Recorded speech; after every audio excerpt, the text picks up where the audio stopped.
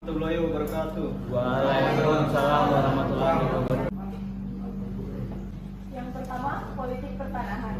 Politik pertanahan atau agraria adalah garis besar kebijaksanaan yang dianut oleh negara dalam memelihara, mengawetkan, memperuntukkan, mengusahakan, mengambil manfaat, mengurus dan membagi tanah dan sumber alam lainnya, termasuk hasilnya untuk kepentingan kesejahteraan rakyat dan negara yang bagi negara Indonesia berdasarkan Pancasila dan Undang-Undang Dasar 1945.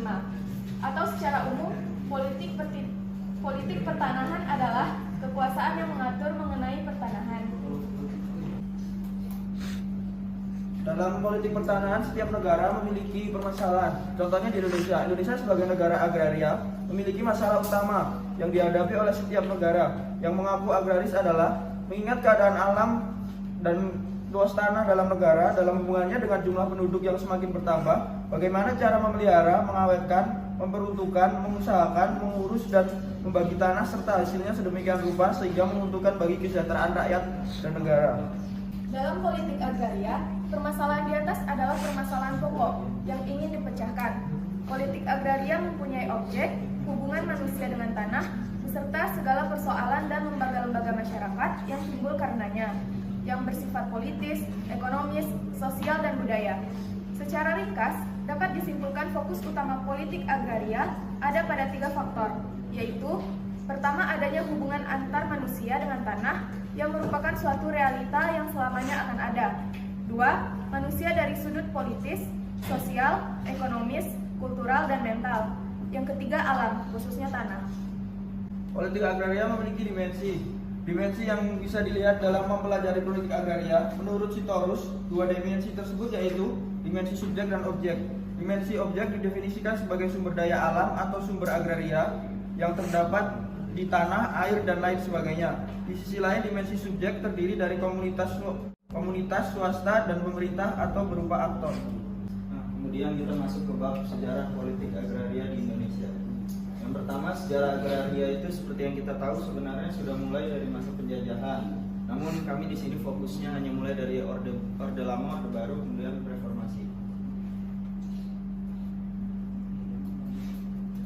Nah, orde lama, permasalahan yang terjadi pada orde lama ini, 80% rakyat Indonesia adalah petani yang seperti kita tahu, sebagian besar dari petani tersebut hidup melarat. Kemelaratan ini menurut pemerintah terjadi akibat 60% pertanian berstatus sebagai buruh tani yang menggarap lahan pertanian milik tuan tanah. Nah, dari yang tuan tanah ini sebenarnya sudah mulai dari masa penjajahan Belanda, yang dimana pribumi itu mengelola tanah-tanah milik company. Nah, tanah yang bukan milik sendiri ini tersebut menjadi perhatian pemerintah Orde Lama terhadap petani. Dapat dilihat dari penetapan aturan yang mendukung petani, penetapan hari tani, pembentukan kelompok tani, hingga pemberian lahan kepada petani. Kedua, meletakkan dasar-dasar untuk mengadakan kesatuan dan kesederhanaan dalam hukum pertanahan. Ketiga, meletakkan dasar-dasar untuk memberikan kepastian hukum mengenai hak-hak atas tanah bagi rakyat seluruhnya. Kemudian, di sini dijelaskan bahwa pada zaman kolonial Hindia Belanda telah menunjukkan bahwa hukum agraria zaman kolonial sangat eksploitatif, dualistik, dan feodalistik dengan asas domain verklaring yang jelas sangat bertentangan dengan kesadaran hukum dan rasa keadilan dalam masyarakat. Nah, langkah-langkah yang ditempuh pemerintah untuk mengakhiri produk hukum agraria kolonial itu dapat dibedakan dalam 2 jalur. Yang pertama, pengundangan berbagai peraturan agraria yang sifatnya parsial, artinya menyangkut bagian-bagian tertentu di lingkup hukum agraria. Yang kedua, membentuk panitia-panitia perencanaan undang-undang agraria yang bulat dan bersifat nasional. Kemudian di sini ada peraturan-peraturan yang akhirnya terbuat pada masa Orde Lama. Yang pertama ada UU Nomor 1 Tahun 1958 tentang penghapusan tanah-tanah partikelir.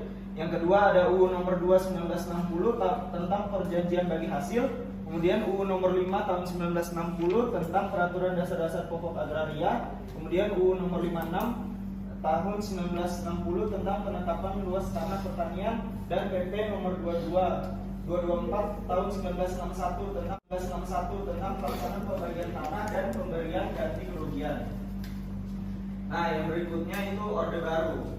Pada masa Orde Baru justru perhatiannya ini udah berpindah dari yang tadinya petani dalam implementasi Undang-Undang Pokok Agraria mengalami pergeseran. Tak menyentuh persoalan penggunaan tanah sebagai inti dari reforma agraria, melainkan fokus pada peningkatan produksi pangan dengan mengikuti gerakan revolusi hijau.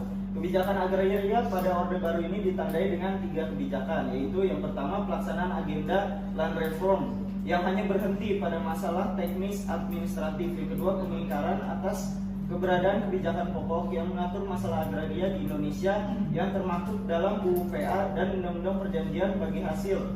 3. Menghapuskan legitimasi partisipasi dari organisasi masyarakat tani dalam proses pelaksanaan agenda land reform di Indonesia.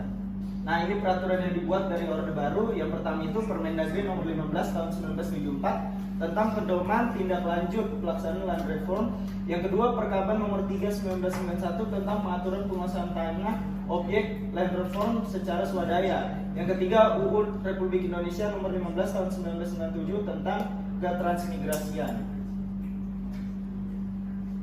Nah, yang terakhir ini masa reformasi ini ada 3 kami mengambilnya. Yang pertama, masa pemerintahan Megawati, yang dimana pada masa reformasi ini Presiden Megawati Soekarno Putri memiliki ide tentang pembaruan Undang-Undang Pokok Agraria. Gagasan tersebut tertuang dalam Kepres nomor 34 tahun 2003 tentang kebijakan nasional di bidang pertanahan. Pertimbangan Megawati mengeluarkan keputusan ini untuk penyesuaian Undang-Undang Pokok Agraria dengan perkembangan zaman serta ketetapan MPR nomor 9 MPR tahun 2001 tentang pembaruan agraria dan pengelolaan sumber daya alam.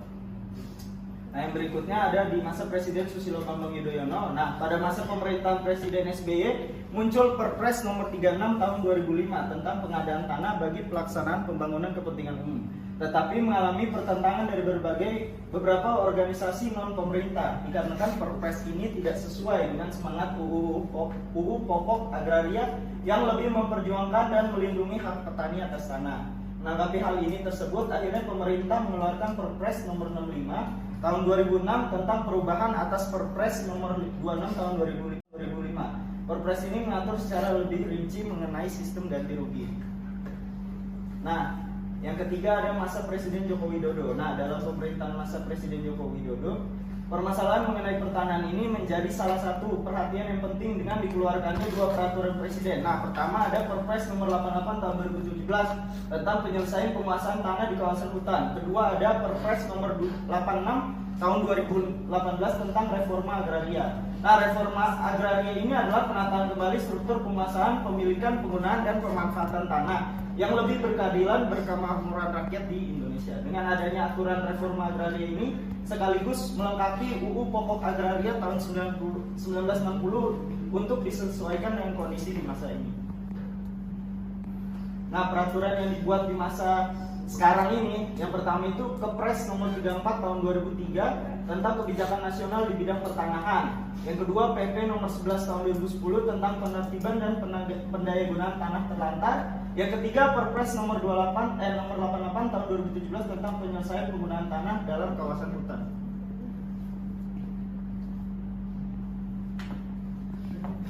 Demikian presentasi dari kelompok kami. Selanjutnya kami berikan kesempatan untuk 2 orang penanya. Waktu dan tempat, silakan. Politik pertanahan atau agraria, seperti dijelaskan bahwa terkait sejarah politik yang ada di Indonesia tentang pertanahan, di mana pada saat itu jika pribumi misalnya hukum desa atau kepala desa memihak kepada Belanda pada saat itu, dan pada saat Belanda pergi balik ke daerahnya setelah kalah dari Indonesia dan mendapatkan tanah atau ahli waris dari tanah tersebut. Bagaimana kira-kira pengurusan tanah tersebut? Karena sempat saya dengar untuk beberapa desa ada yang biasa disebut sebagai tanah giring atau tanah yang dibayarkan pajaknya tetapi sertifikatnya tidak ada. Jadi bagaimana menurut rekan-rekan terkait hal tersebut? Saya untuk bertanya ke kelompok 2 kelas 4 mengenai poin pemanfaatan agraria. Dari literasi yang saya baca, Indonesia merupakan negara agraria, namun melalui referensi bahwa Indonesia justru rentan masalah ketahanan pangan, khususnya masalah beras. Di data yang saya temukan bahwa di tahun 2020 saja total impor beras yang masuk ke Indonesia itu sekitar 356,28 ribu ton. Lalu meningkat di tahun 2021 yaitu total 407,74 ribu ton. Nah, dari data yang saya sebutkan tadi itu justru menampilkan bahwa justru peningkatan impor beras yang dilakukan oleh Indonesia tentunya menggambarkan bahwa Indonesia kurang bisa memanfaatkan masalah agraria. Kiranya pertanyaan saya, masalah apa yang dihadapi oleh pemerintah sehingga tidak mampu dalam memanfaatkan sektor agraria? Terima kasih. Menurut Urip Santoso, politik agraria adalah garis besar kebijaksanaan yang dianut oleh negara dalam memelihara, mengawetkan, memperuntukkan, mengusahakan, mengambil manfaat, mengurus dan membagi tanah dan sumber alam lainnya termasuk hasilnya untuk kepentingan kesejahteraan rakyat dan negara yang bagi negara ini. Sejarah pertanahan di Indonesia tidak terlepas dari masa ke masa. Sejak masa Orde Lama, masa Orde Baru sampai dengan masa Reformasi, awal mula masalah pertanahan mengacu pada hukum agraria.